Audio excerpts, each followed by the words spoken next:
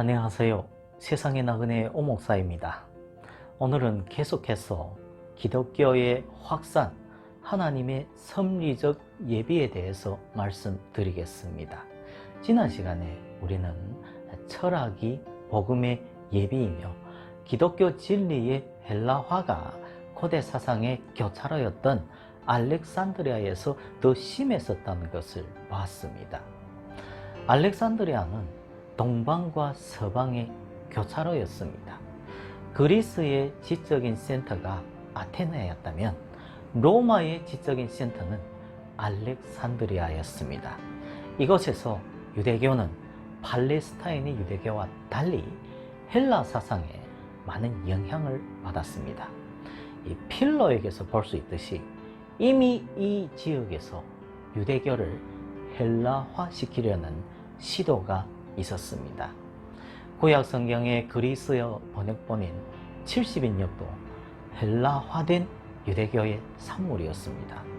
필로가 구약 성경을 해석하기 위해 알레고리칼한 방법을 헬라 철학에서 도입했듯이 클레멘트와 오리겐도 알레고리칼한 방법을 대대적으로 원용했습니다. 이는 이후 알렉산드리아 학파의 특징이 됩니다.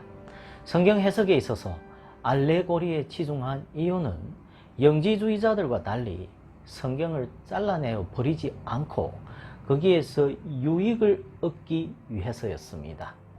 기케로와 세네카도 그런 이유에서 알레고리에 의존했습니다. 코인에는 상업, 문학, 그리고 철학의 언어였는데 소아시아, 시리아, 이집트, 팔레스타인, 그리고 그리스에서 보편적으로 사용했던 헬라어였습니다. 고대 철학이 초기 기독교에 미친 영향은 지대했습니다. 특히 플라톤주의와 신플라톤주의는 기독교 신학과 영성에 지대한 영향을 미쳤습니다. 이데아들의 영역과 원형의 불완전한 모형으로서의 현상의 세계를 구분하던 플라톤주의는 기독교 사상과 영성에 많은 영향을 미쳤습니다. 이 양자의 구분은 물질계와 비물질계 사이의 구분에 해당합니다. 불멸성은 육체와 영혼 사이의 분리 이후에 가능합니다. 그래서 플라톤주의에서 육체는 작고입니다.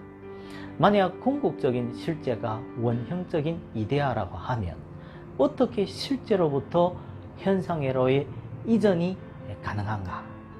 이는 바로 중간적 존재들을 통해서 가능합니다. 이렇게 존재들의 단계를 상정하는 것은 신플라톤주의의 특징입니다. 이는 기독교의 성육신과 구원 이해에 많은 영향을 미쳤습니다. 그런데 초기 기독교는 기독교 신학의 형이상학화를 위하여 플라톤주의를 도입했다고 하겠습니다. 2세기까지 플라톤주의가 스토아주의를 능가하게 되었습니다. 헬레니즘에 있어서 최상의 신의 가장 중요한 특징은 불변성입니다. 이 불변성으로부터 무감정성의 성품이 도출됩니다. 이러한 특징 때문에 세상의 존재가 이 가변의 세계와 관계를 맺을 필요가 없습니다. 그러므로 기독교 신비주의에서 특히 위디오니시우스에서 하나님을 인식함에 있어서 부정의 신학이 일반적인 방법이 되었습니다. 그리고 스콜라주의, 특히 이 아퀴나스에서 하나님은 순수 실현으로 이해되었습니다. 하나님 안에는 어떤 잠재적인 혹은 가능적인 것이 없으며 실현되지 않은 것이 없습니다. 칼세돈 신앙 선언이나 레오의 톰에서도 헬레니즘의 요소가 반영되어 있는데 하나님의 성육신하신 아들 예수 한 인격 안에 신성의 무감정성과 인성의 감정성이 동시에 존재한다는 것입니다. 신적인 불변성은 의지 및 목적의 불변성을 의미하기보다 본체론적인 불변성을 의미합니다. 최상의 존재인 하나님은 피조물과 관계를 맺을 이유가 없다는 것입니다. 초기 기독교에 영향을 미친 사상에는 플라톤주의만이 아니라 스토아주의도 있습니다. 특히 로고스 개념은 이 철학과 기독교의 접촉점이 될 수 있었습니다. 후기 유대교에서 하나님의 대리자로서 이 지혜가 중요했습니다. 이 지혜는 거의 인격화됩니다. 왜냐하면 비인격적인 것은 히브리 사상과 조화될 수 없기 때문이었습니다. 솔로몬의 지혜서에서 이 지혜는 창조에서 하나님의 대리자인데 이는 모든 세대들에서 거룩한 영혼들에 들어왔으며 그들을 하나님의 친구들 및 예언자들로 만듭니다. 범신론적이기는 하지만 스토아주의는 구약의 지혜와 연결될 수 있는 개념을 가지고 있습니다. 이는 곧 전 우주에 침투해 있으며 모든 사람들 안에서 그들로 하여금 세상을 이해하고 그들 자신들의 일들을 가능하게 하는 합리성의 원리입니다. 이 원리를 위한 말이 로고스 혹은 이성입니다. 신적인 법칙을 이해하고 이에 순종하기 위해 인간들은 이성을 사용해야 합니다. 이 로고스가 모든 사람들 안에 심어져 있기 때문에 인간들은 보편적인 도덕성을 인식하고 실천할 수 있습니다. 이를 자연의 법칙이라고도 합니다.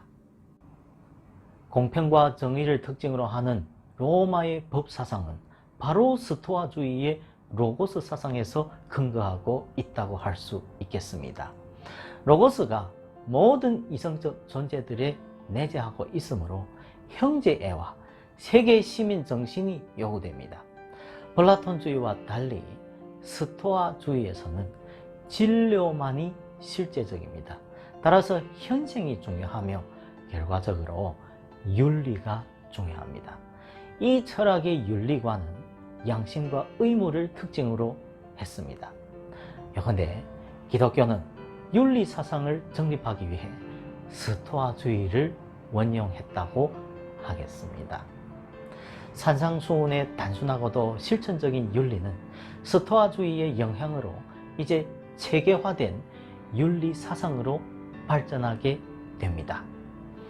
클레멘트와 같은 교부들은 중용과 바른 이성을 특징으로 하는 합리주의적 스토아주의의 원리들을 모세적, 랍비적 율법들의 계시적 원리들에 동화시켰습니다. 교부들은 그리스 철학의 내용보다도 그 방법을 원용했습니다. 헬라 사상의 특징은 왜와 어떻게 라는 질문들에 관심이 있었습니다. 이 사상의 영향으로 계시에 대한 합리적인 성찰의 방법으로서 종교의 지적인 시스템, 곧 신학이 형성되기 시작합니다. 이러한 지성화의 과정이 기독교의 헬라화였습니다. 이는 지성적인 진리와 바른 행동을 특징으로 했습니다. 유대교가 하나님의 계시가 사건들을 통해 이루어지는 역사의 종교이듯이 기독교도 역사의 종교입니다.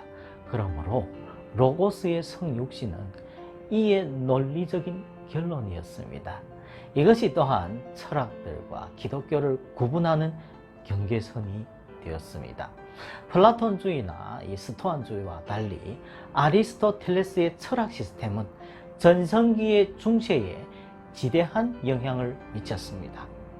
아리스토텔레스 사상과 쾌락주의는 그 세속성 때문에 고대 교회에서 배제되었습니다.